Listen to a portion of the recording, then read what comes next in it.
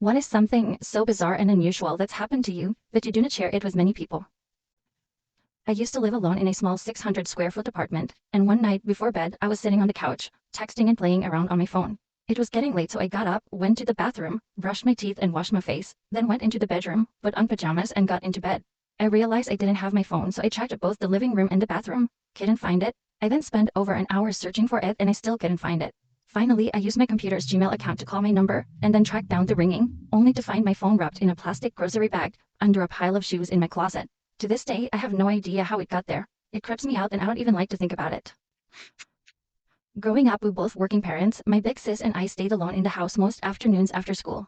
One night, we were watching TV and the main door was this old solid wood piece that made a hell of a lot of noise when you unlocked it and opened it.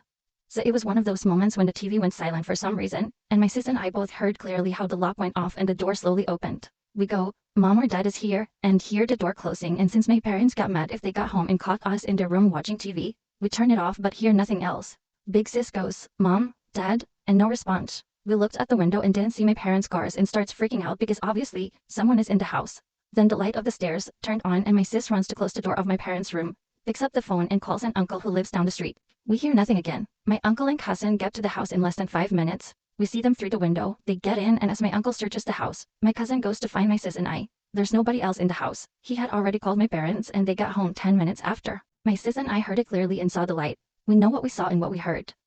My parents brushed it off as us being silly. Maybe we were watching some scary movie and got our imaginations working. My sis was around 15-ish and I was 11. To this day, we both are freaked out by this. I once was chased down my street after school. A man in an old Cadillac came squeezing around the corner. I saw him following me from school. I was about 7-year-old at the time. I remember paddling as fast as I could. I could hear him telling me to stop and get in his car. I was terrified. Never seen him before except around town near the parks in school. Maybe a kid's grandparent. I flew around the corner paddling down my street and up the driveway. The door was locked and I panicked. I went back to the driveway and slid under my parents' smaller car. The man pulled up right as I got under. He got out and quickly walked over near where I was and reached down to grab me. I rolled over and slid further down from the angle I was in to create distance. He gave up, screamed that he would get me, got in his car and drove away. I have only ever told my wife.